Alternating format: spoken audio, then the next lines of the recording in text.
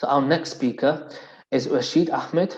He's the executive director of the Indian American Muslim Council, one of the biggest, if not the biggest organization in the States that represents Indian American Muslims, a body that is outspoken in exposing the influence of Hindu nationalism in the US and how it creates alliances with other parts of the American Islamophobia industry.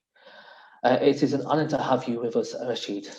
Thank you, Imran, for hosting this event, basically an educational event about India and what's happening in India. Um, I think some of the things which I wanted to share has been said by Sharjeel Usmani.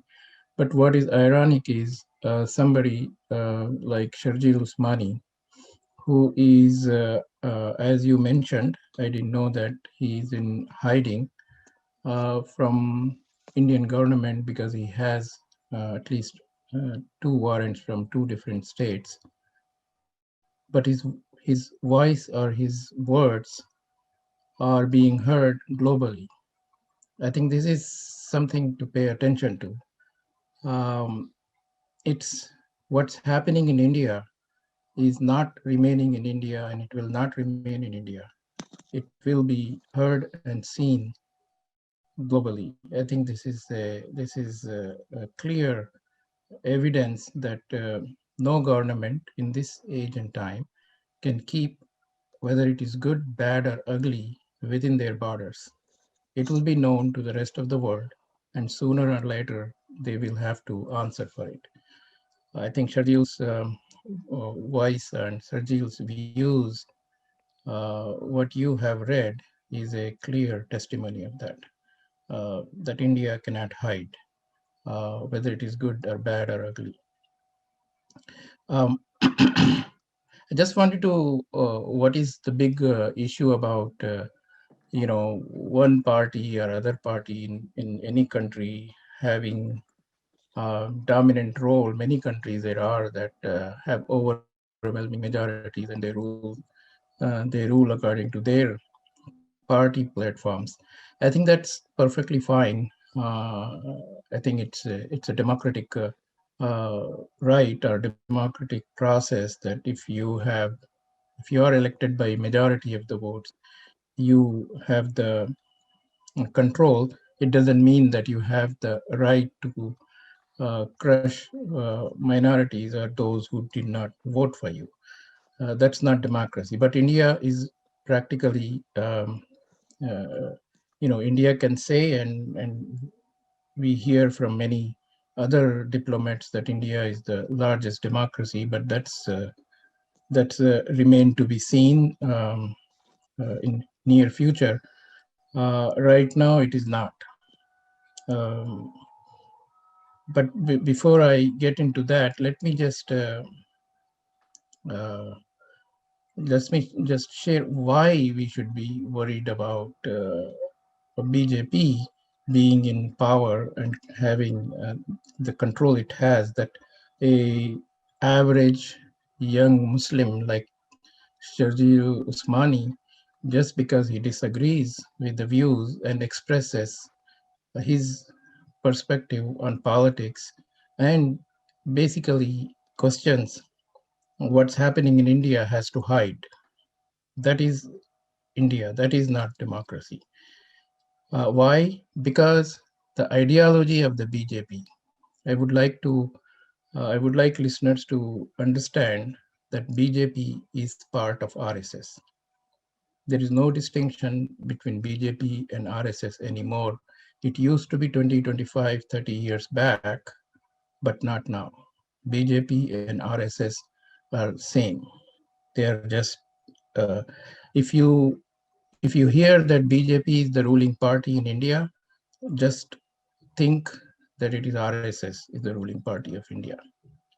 Yet they are not responsible for what happens in India because, quote unquote, they are not elected.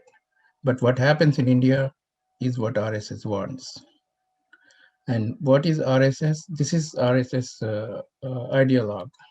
His name is Vinayak Damodar Savarkar. His ideology was simple, that you can be Indian if your father is born in India and if your holy land is in India. So what that means is, um, since the holy lands of Jews, Christians, and Muslims are not in India, Jews, Christians, and Muslims are not Indians. This is plain, simple formula they have for their nationalism, racist ideology, that you have to have an Indian father and your religious holy place should be in India. So you can see that why, if somebody says that this is fascist ideology, why one says that this, because of these views or these ideologies. So why it is problematic that Savarkar said that and he's not even alive? Uh, why is the problem?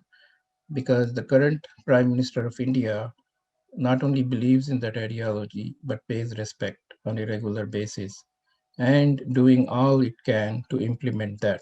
And that is the problem. Not we. Savarkar has said his perspective about Hindutva, not Hinduism. But why is the problem now? Because the current Indian government is believes in it and implementing those views. This is this is the tweet just yesterday. Ministry of Culture, Indian government's Ministry of Culture has tweeted this, saying at the occasion of the birth anniversary of M.S. Govalkar, and Indian Cultural Ministry says that remembering a great thinker, scholar, and remarkable leader on his birth anniversary, his thoughts will remain a source of inspiration and continue to guide generations. What was his thoughts? His thoughts were, to use the excerpts, Germany shocked the world by her purging the country of the Semitic races. The Jews' race pride at its highest has been manifested. And then it goes on to say that a good lesson for us in Hindustan, India, to learn and profit by. These are the views that Indian Ministry of Culture has tweeted yesterday, and they remain true to it. And these views will guide the Indian. Why we think that very well may be the case? Because current Prime Minister of India is a long-term member of RSS. Modi in his youth as an RSS member. This is the current prime minister who literally is worshiping. Um, I mean, I see the guns there, but I also see Hindu gods or Hindu ideal frame there. So I don't know what he is worshiping. Um, I can't speak for Hinduism or what, but what I can speak for the image that there are about more than dozen guns that he's very honoring it and very respectfully. This is the current Prime Minister of India. That is the problem. So this is the picture you see is the Home Minister of India, the current Home Minister of India. He has said as recent as last year or 2019 October that Western standards of human rights do not apply to India. So this is India. This is India's official statement from the Home Minister that Western human rights do not apply to India. So there are Western humans and there are Indian humans. So Western human rights doesn't apply to Indian humans. This is the problem. This slide shows this gentleman is the the chief of RSS. It's from India, from US perspective. He is the grand wizard of KKK of India, Indian KKK. I don't know in England what it would be, but he is the RSS chief, which is BJP. That means he is the without his consent or permission or advice, Indian government perhaps could not do anything major policy related, I'm saying. And he insists that India is a Hindu Rashtra. It is not negotiable for him. So he has announced that India is a Hindu Rashtra. That is, as far as he is concerned, he's done and he controls the government. So that was my last slide. What I want to speak now is about a couple of things about India. I think all democracies should pay attention to when you hear the word with India and democracy, because current democracy in India is in a state which has been, but recently it has been um, uh, more evident and more obvious because of probably current technology that you will come to know more and see more. In current democracy, you have to pay political parties certain amount, huge amount that an average Indian can't afford to get a ticket to run for a particular seat. And then uh, the political parties or political candidates who have money or who are supported by big corporates buy the votes, as many votes as possible from the voters. It is, I'm not saying it that I heard. This is, there is, you can just Google and see that is, depending on what constituency it is, a certain percentage of votes are literally bought by poor people who do not have money to eat. For them, election and democracy is a not a concern. Their concern is, can I feed my child next meal? And if somebody is saying that I'll give you money enough to feed for a couple of days, that's what they do. So they will go and vote and get the money. So that's one part of the democracy of India. The second part of democracy is, this is before election, they buy the vote. But if the wrong candidate has won, or the candidate that does not belong to your party, if he or she has won, then they buy the candidate. This is again, I did not just hear it. You can Google and see.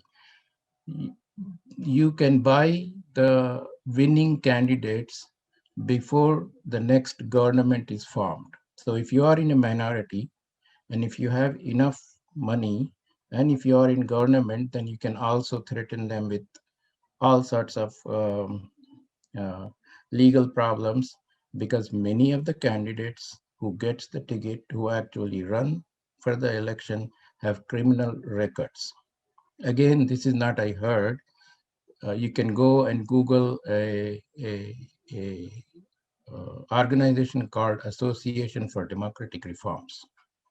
There they list which party or which candidate has what kind of criminal records, how much money they have, all that, it's out there.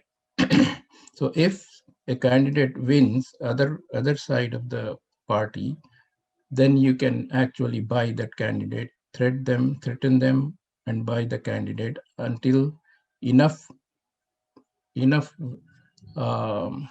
MLAs are there. You can form a government in that particular state. It has happened number of times over last couple of years. It used to happen before, but now it is kind of expected that if BJP loses a election in a state, then you can pretty much assume that by the time the next government is formed, BJP will have enough uh, candidates or enough winners to make the government, to form the government. That's the democracy we are talking about. I think somebody mentioned, how much time do I have? Time is up, so if you Okay, could give me 1 minute. please. Sure. Give me no 1 problem. minute. Just want to make a point that the organizing principle of BJP and RSS is hate. hate the other or make people hate the other, and that is the organizing principle for current government. So if a government is formed with that organizing principle, you can imagine they would like to perpetuate it because that's how they can remain in the government. So that's the democracy we are talking about. We can talk all about wonderful things about India. India has some wonderful things. There has wonderful people. We are talking about Hindutva, not Hinduism, which I'm sure Sunita will cover. So I would like to make that point that India is not a democracy anymore.